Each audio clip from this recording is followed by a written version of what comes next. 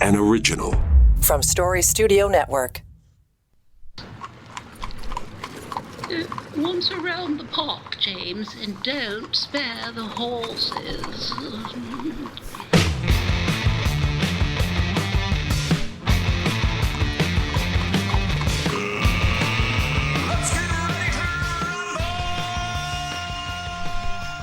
Well, here we go. Look at that. As we record this episode of On the Ledge, your Ontario Politics podcast, it is Friday, the 3rd day of March.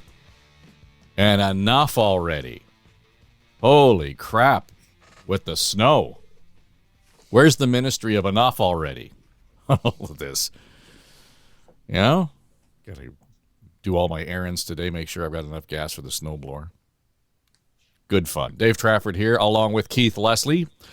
You hear and see him on CHCH-TV from time to time. Sabrina Nanji from the Queen's Park Observer. And John Wright, the man who has his finger on the pulse at Maru Public Opinion. And plenty to talk about. One of the things... Oh, by the way, John, I saw David Coletto yesterday, and he said to say hello. Great and guy. He is an avid listener to the program, so shout out to David. Well, and can I shout back for just a second? Yeah. Abacus is a great company. I mean, I get people all the time asking who some of the top companies are to go and work with. David Coletto, who always looks like he's just got out of university. No. He does. I don't know. He's got the fountain of youth in a tube somewhere. But it's a great company, a great group of people who work there, and I have a lot of time for David. He was young at the time when I met him. But he's younger now. He's younger now. He's a little bit like Leonardo DiCaprio. He just never gets older, right? So he's a great guy. Yeah, we were at an event for the National Forestry stakeholders at downtown Toronto, and it was kind of cool because all of these people are involved in the forestry sector. Aaron and I produce a show called Canadian Forestry Can Save the World. I know it sounds ambitious, but it's kind of fun, and it's all about the role that the Canadian forestry and forestry in general plays and can play in the climate crisis. So I realized that here we were in downtown Toronto, and this quite literally was Leaf Nation. Yeah, but was there you got to understand whether or not there was a plant in the crowd. Yeah, but they were all Leaf fans for sure. Could have been a Chinese plant. You never know. All right, yeah, I know. You can't see it, but Sabrina's eyes have just rolled out of her head, not into the back of her head. Anyway, we had a good time. So of all the folks at Forestry for the Future, I know some of you are listening to the show regularly. Thanks for having us yesterday. It was good fun to talk about kind of that whole idea of I think it really comes down to talking about the forestry sector in terms of the bioeconomy. And how that's going to change the world, literally, not just in terms of Canada's role in it, but making that transition from fossil fuel-driven economy to something that's climate and friendly and green. Keith, I just wonder where the government agendas are on all of this, because we get hung up on how are we ever going to pay for this, and there's not enough conversation around the opportunities. I don't think, or even exploration of the opportunities. Well, let's face it, that's Mike Schreiner's bailiwick in the green. That's what he keeps saying. There is a business case to be made for all of this, for the green economy, but we don't have a government that appears overly interested in the environment unless it can reduce regulations on it, or indeed this sort of long-term planning with forestry. The whole discussion that you started off here reminded me though of one of those rare and I thought entertaining political jokes. And it was from David Peterson. It was in the 80s when I was first at Queen's Park. And there was a farewell ceremony for one of the reporters who was, leaving government and going to the Ministry of Natural Resources. All right. Which David Peterson said in their policy at the MNR is a civil servant for every tree. See, that's not bad. That's a few political jokes have hung in my head that long. That one worked. But to your point out at the beginning, there was a seriousness to all of this. Mm-hmm. And Ontario, I mean, at one point, the Liberal government, to criticize another thing, the Liberal government had gone so far the other way and looking for different fuels to burn and to convert off of coal, But they couldn't shut down the coal plant in Thunder Bay without throwing 500, 600 people out of work. So they converted it to wood pellets, which, okay, takes the cost up considerably higher. For some reason, only Norwegian wood pellets, not a Beatles song, actual wood pellets from Norway had to be imported to burn the... I think our forestry people could have come up with a solution. I'm just suggesting that perhaps there was something domestic in Ontario. There's a few trees and some products that are made here, very innovative products, that, again, the world has to look at new ways of doing everything. Building homes out of wood, multi-story apartment buildings out of wood, all of it. Ontario, I think they've changed the regulations to allow like a 3 or 4 story wood structure now. It's bigger than that. They're down on the lakeshore. George Brown College has the campus down there. There's a brand new building going up, and it's a hub for innovation and all this new technology and everything. It's made out of mass timber. It's going to be the tallest wooden building in the province when it's completed. It's a pretty cool thing. And I talked to somebody in Ottawa about it, and I said the first reaction I get when I tell people they're building, buildings out of wood and homes out of wood, that's just a fire waiting to happen. I mean, that's disaster all over. I said, so how do you make sure? How do you push back on that argument? Well, we set it on fire. That's the test. And it doesn't burn down. It doesn't burn, no. It's, again, they've engineered these products. The forest has come so far past what we would consider, a log cabin that would burn down fairly easily. Yeah. Although, again, they don't. There's a way. So there's so much innovation to be had here, jobs to be created, whole sectors to be born and grown. But it takes innovation, it takes a lot of thinking, and it takes more than government platitudes and passing mentions in throne speeches and of our big plans, and then no real action. So I don't know what the real action should be. I'm sure the people in the forestry sector have some very finite, determined ideas. But government needs to listen, and this government doesn't appear to want to listen to anyone on very many things at all. They're making up their mind, and they're just going to plow ahead with any number of policies, criticism be damned. So I don't know if they're going to listen to anyone, but someone needs to listen. And as I say, there's whole massive opportunities here, and just happen to be good for the environment as well. Yeah, oh, absolutely. It can lead the way. So let's get into the conversation. I think there's 2 things that we want to talk about. Some of the developments around the private clinics in healthcare. The push to have Bonnie Crombie lead the Liberals, and then maybe some insights into what we can expect at this Liberal gathering in Hamilton. I think last week we almost got into this discussion about the Liberal gathering, Sabrina, suggesting that if they don't get it right, this is kind of an existential threat to the party. All week long, all I heard people saying, no, the brand is strong, and that's why we look at all the people that they've got who want to run and lead the party, etc. I'm not convinced, even when we throw Bonnie Crombie's hat into the ring there, who I think would be an extraordinarily powerful leader for the Liberals. But I don't even think she would be able to stand this party up in any short order where she would be the next premier of the province. I think a lot of the draft Bonnie folks in the party would disagree with you, and even me to some extent. I think, of course, no one has really made it official yet. I don't think any of these potential contenders for the Liberal Party leadership are going to do that until after this weekend's convention. And this weekend kind of serves as like the pregame to the leadership contest.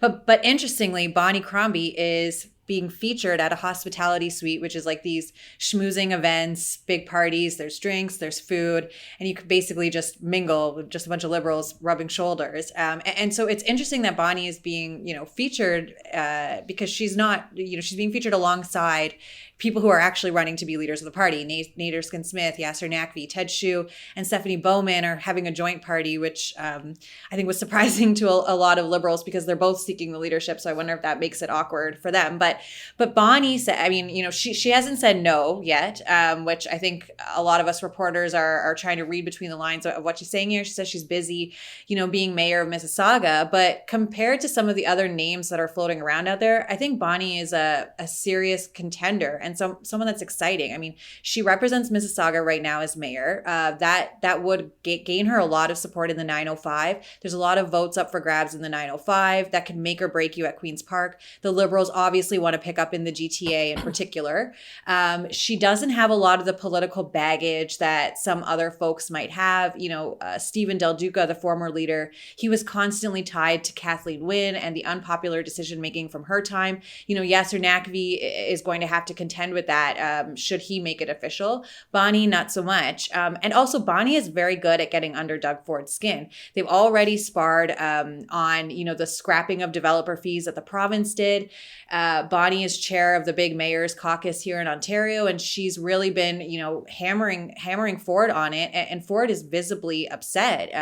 He basically told her, he singled her out and said, quit your whining. So I think, the idea of having her as a very effective opposition leader and someone who can, revive this party in the way that Trudeau did for the Liberals federally, I think that is the buzz around Bonnie. And there's a lot of hope with her, I think. But of course, it's still early days yet. They're going to be deciding how to even, pick the leader this time around. And so I think that's going to impact who's actually going to come out and say, I'm in or I'm not. Okay, two or three things out of all of that. I don't disagree with your assessment of her ability to, kind of draw the votes and the support within the Liberal Party. John, first, she doesn't have a seat, number one. So Mr. Fraser continues his tenure until they can figure out. And where would she run? There's not a chance that she runs anywhere but Mississauga, period. Second, the whole idea that she's going to sit there and try and resuscitate an 8-member caucus to run past the NDP, never mind the Tories, is a lot of work to do, particularly outside the legislature. We saw how successful they were when Del Duca. Well, I mean, I think he had other baggage, as Sabrina points out. That was another issue. But and the third thing is, as the chair of the big city, mayors, she probably has more influence in many respects right now than she would as the leader of the Liberal Party. Why would she want the job? So, I mean, I just throw those three things out and let you go at it. I don't know. I can't take them in categorical order. All I know is that someone who is a force to be reckoned with to an anemic party is going to attract a lot of new people, or she'll bring a lot of people who are already on the team or who she knows, and that causes enthusiasm, which means that you already know that you've got time before the next election. Like, you can actually put it on a map and say this is it, and which means that you can get elected in the next general election if you want to. I mean, you don't have to go into the House immediately and become the opposition leader. I mean, I think, we talk about the Liberal Party at Queen's Park being really having insufficient resources because they're not an official opposition party, which is true. They don't have researchers or anything else to go with them. But Bonnie Crombie would bring a lot of freelancers, that's for sure, with her. So, number one, she's a force to be reckoned with, and a force to be reckoned with, can make a big wake and carries a lot of heavy firepower with her going into this that the Liberals need. Number two, I'm not so sure. I'm with Sabrina on this. I don't know how they're going to elect their delegates. I'm one who's actually been to conventions, as I'm sure all of you have, where it's inside the hockey arena and it's big and it's deals are made under the stairs and people cross the floor and there's a lot of excitement, as opposed to envelope, please. Oh, another envelope, please. Like, it just is mind numbing for that. But I suspect that Bonnie Crombie would, let's put it this way. I think that the people who handle her would want more of a coronation than a fight. I mean, this is something that I personally think, you would display it that way, but somebody going in might win on the first ballot like her as opposed to the second and third. And the last thing is, the Liberal Party is never going to be dead. I mean, it does require somebody, and maybe it's someone from the outside. I think she's got a better chance than a John Tory had. I think her base out in Mississauga, I mean, she could find a place to run and bring a lot of money and bring a lot of people along with her. And as Sabrina said, and I know Keith will, she has no problems going, face to face with Doug Ford. Not at all. I mean, this is somebody who I would want to I got to be careful how I say this.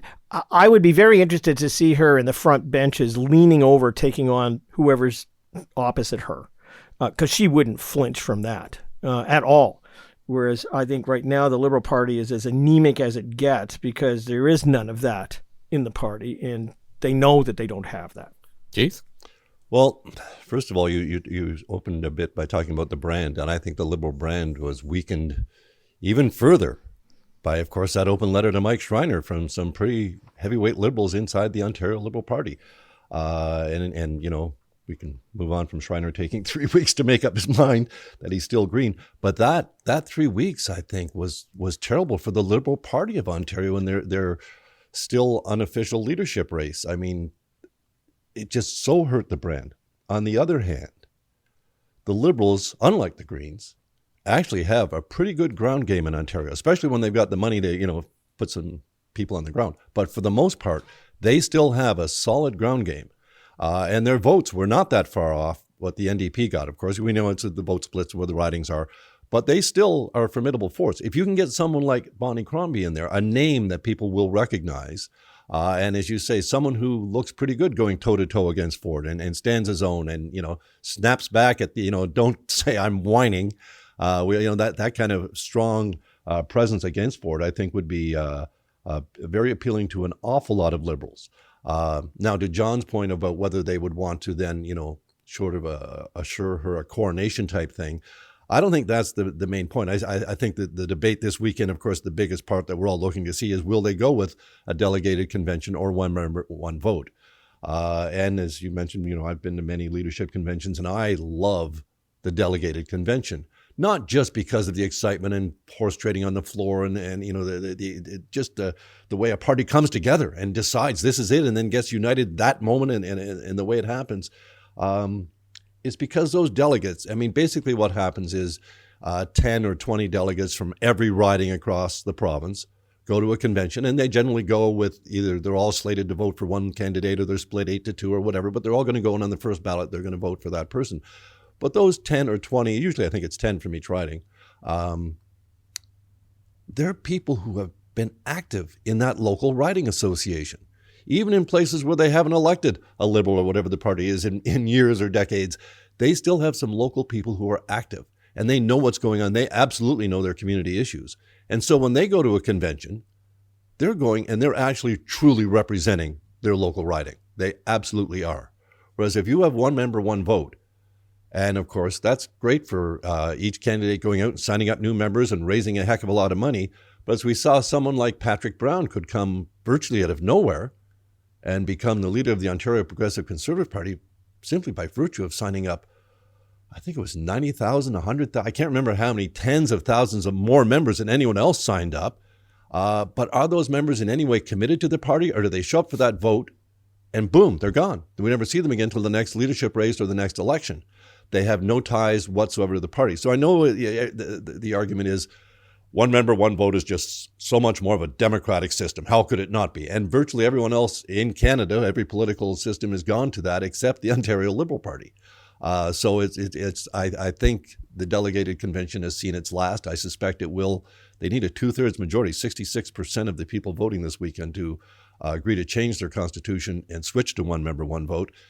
And I, for one, hope they don't get it. I still think it's better for the party. You actually have the people, as I say, that are driving your party right across the province and know what's really, you know, you're going to get solid reports on what's on the ground because they know everything, as opposed to these busloads of people showing up at a riding association meeting, voting everyone else out that's local, and then moving on. I think it's better. But is it more democratic?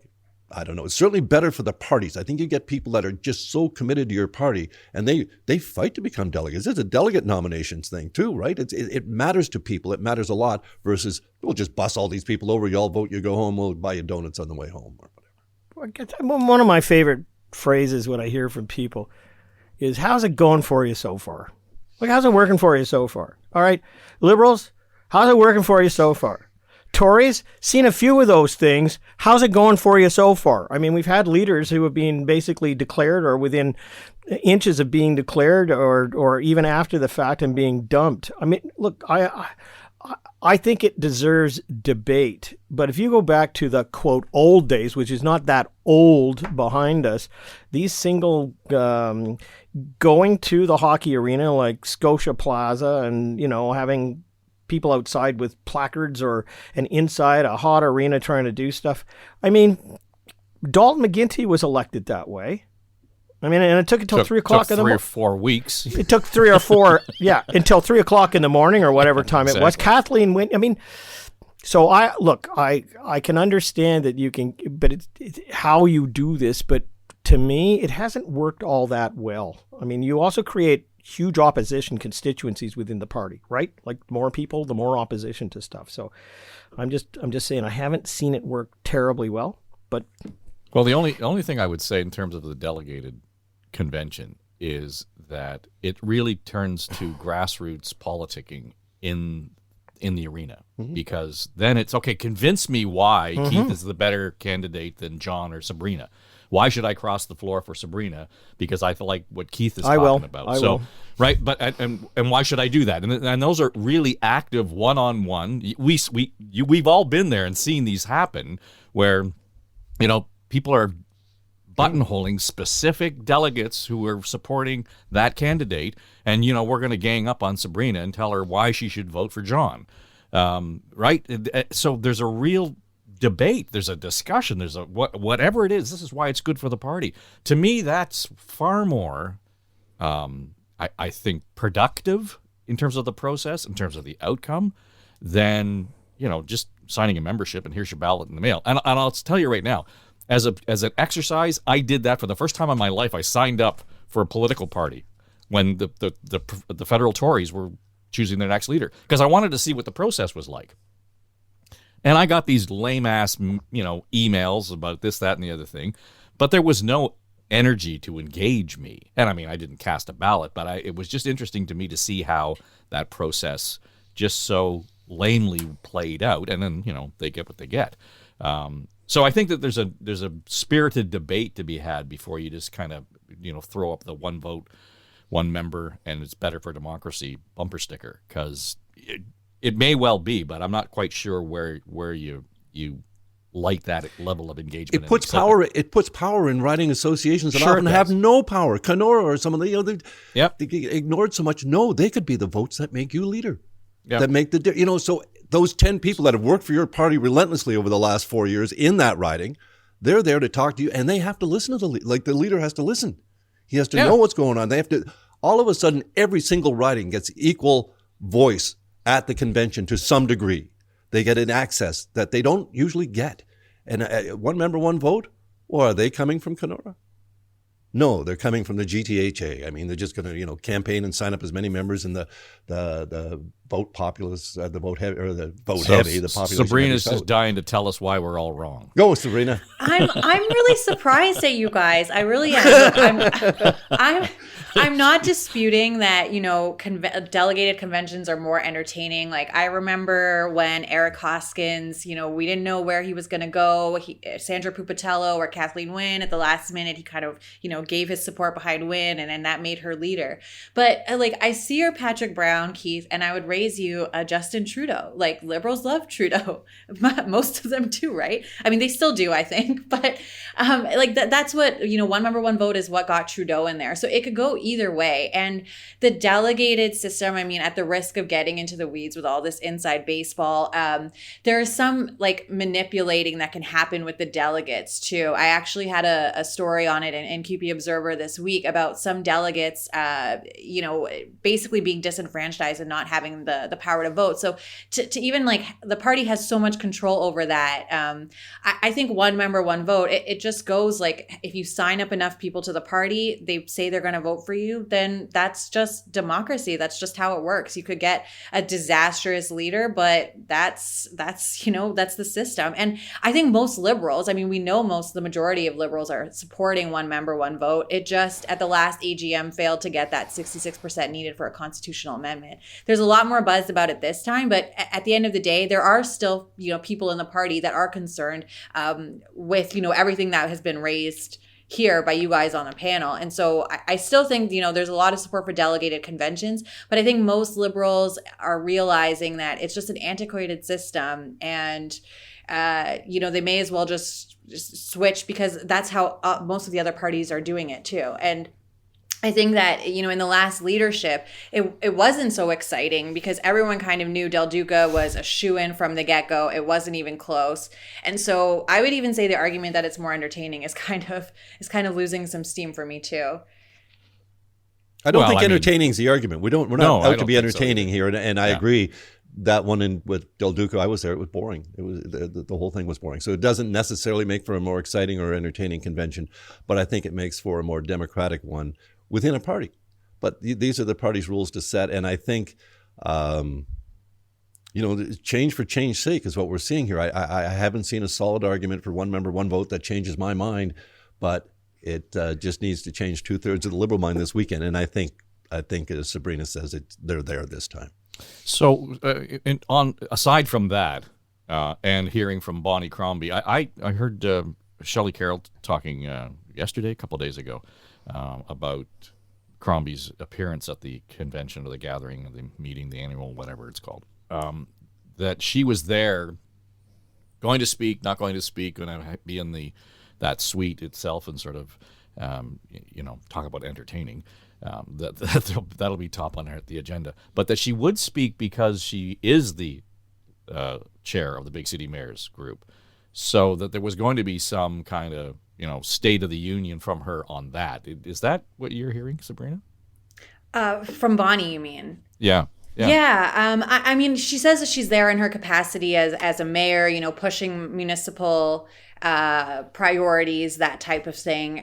But obviously a lot of Liberals are seeing her presence there as, they're hoping anyway that she might throw her hat in the ring and try and lead them. I think one other thing that we didn't talk about when we were just, talking about Bonnie earlier is also what the province and the Ford government is going to do to Mississauga and all these regional reviews that are happening. We already know that, Bonnie is not even happy with the status quo. She's long pushed for Mississauga to be a single tier municipality. And so I think depending on those changes that we see with the Ford government, whatever they decide to do, it feels like they've been reviewing this forever. And the timing of the Liberal race, I think that could also play a big factor in whether, Bonnie actually does decide to make the jump or not. Well, the other part of this is people sitting on the sidelines, John, waiting for this, decisions to be made, and we have to wait to see how the whole thing is going to play out in terms of the rules and the dates and so on. But if Crombie steps into it and says, "Okay, I'm in," how many other people say, "Okay, I'm backing out," or I'm going to hang in there, but all the money goes to Crombie or all the organization goes to Crombie? Then it's sort of predetermined, which is kind of what happened with Del Duca, right? I mean, as soon as he stepped into it the last time, everybody went to him almost immediately in terms of cash and organization, and the race is over. I don't disagree.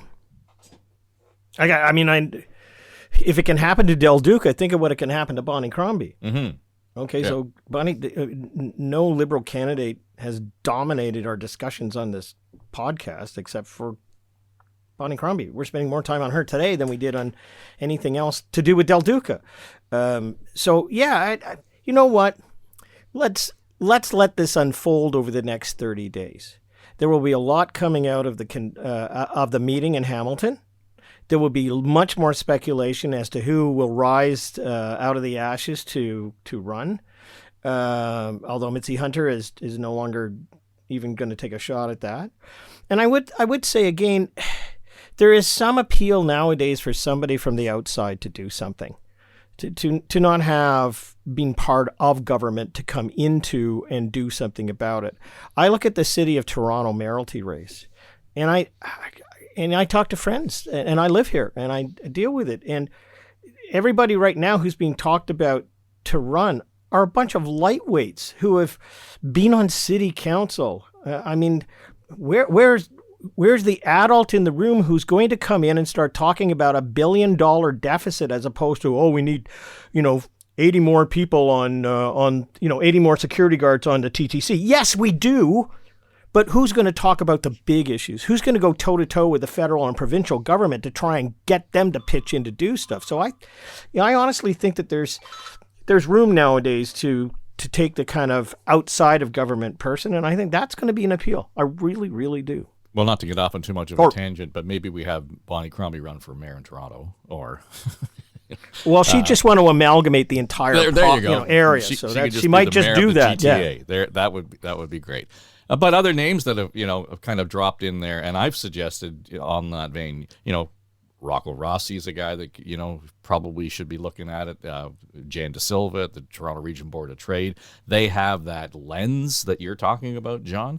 But my biggest issue is city councillors who want to run for the mayor's job keeping their seat at council. I think, Keith, they should have to step aside. Of course they should. We've had this discussion. Right. So where's the province on that? I mean, seriously. He wants to nickel and dime and tinker with everything else municipal, but Ford won't do that before this big by-election, insist that councillors should give up their seat if they want to run for mayor? Well, if ever there was a time to change the rules of an election just as it's beginning, he did the last one in the middle of it. This one, when it's a one-time, one-shot, Toronto never gets to go in and just vote for mayor. Usually there's dozens of names and dozens of things that you're voting.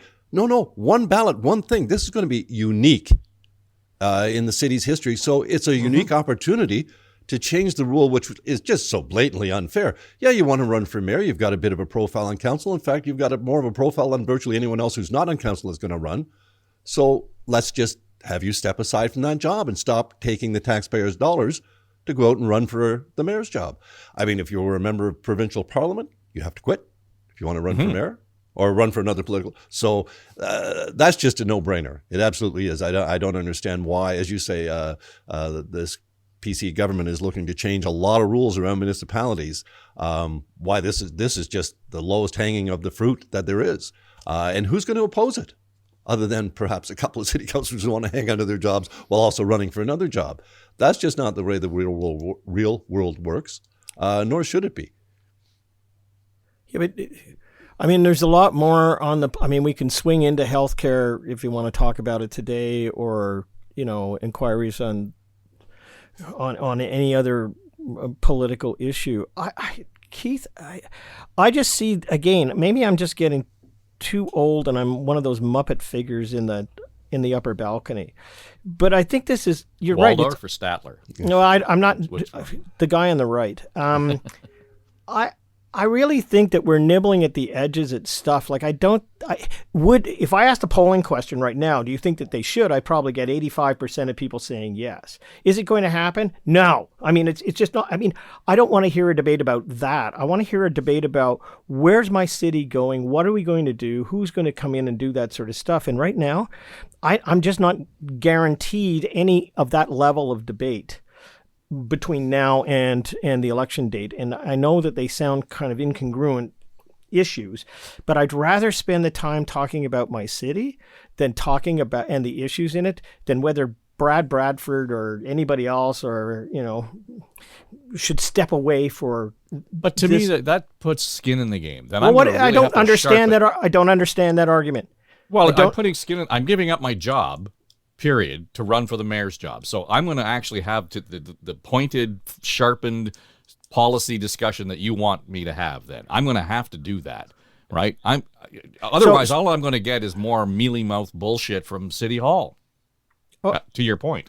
Well, but I go back to this other point, and that is that for the first time since Mel Lastman was elected, we got a clear shot at who's going to be mayor. If anything, it calls for doing the mayoralty races in the off-season, almost like they would do with the Congress and the Senate. I mean, why not do it that way? Well, I say, it costs $10 million to do. Well, you know what? I'd rather vote for my mayor than have, cluttered 900 signs on my street and, have to kind of go into a booth where there's like all the sort of stuff, to vote for and who to vote for. Look, I think the mega city is going to have a shot at who's going to be mayor. I'm not convinced that we've seen everybody yet who could run the city.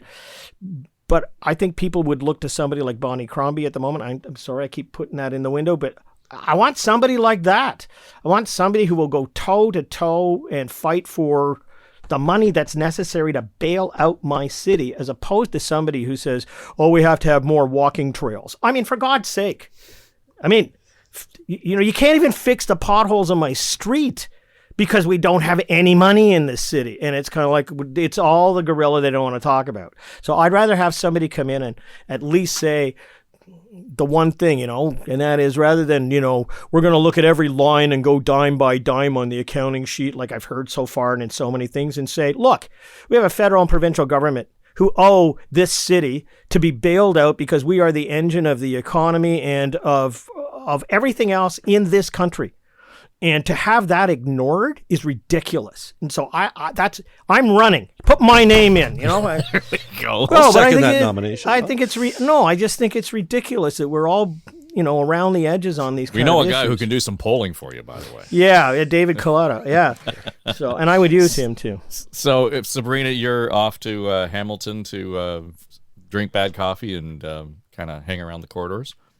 Yeah, I guess it'll be interesting to see what's going to happen this weekend. There's a big winter storm coming. I'm sure that's a metaphor that I can't quite string together right now. But it's gonna be a bonkers AGM, I think, for the Liberals. Lots of gossip, and I think this is really gonna shape what the leadership contest is going to look like. So it's kind of like a big pregame event for it. Funnily enough, Pierre Poilievre is actually holding a meet and greet event around the corner. Mart Stiles, NDP leader, will be canvassing in the neighborhood because there's that by-election coming up in Hamilton Centre. So I think, there's some party crashers. The Conservatives will be paying close attention as well, just to see who's hanging around. But yeah, it's going to be a big Liberal party. And I do think the Liberals know how to put on a good party. We were kind of like joking about that in our little virtual green room before, about who can throw the best hospitality suite. And I think, if nothing else, the Liberals they know how to throw a party. Well, we'll want to see the updates on the Twitter feed, just in terms of, 5 stars for this one. You just make sure that you're doing your homework. We'll expect that. I know you don't normally publish hard-hitting research on the hospitality suite parties. We'll want you to do that. I do want to get into the healthcare, but let's just park that because there's so much to talk about. It's not going to go bad between now and next week. There's a couple of developing stories, particularly in Ottawa, that I think we really need to dig in on. And I'm hearing some really interesting solutions that are out there beyond what you've talked about already, Keith, and that is there's capacity in the hospital. So anyway, let's not rush that. I think maybe we'll lead with that next week, and we can get an update or aftermath discussion on the Liberal gathering in Hamilton. It'll be Hamilton Center, political center of the universe, I guess, this week for politics in this part of the world. That'll do it for us for On the Ledge, your Ontario Politics podcast. Thanks to Keith and John and Sabrina. I am Dave Trafford, and, you know probably who you are. This is SSN. Story Studio Network.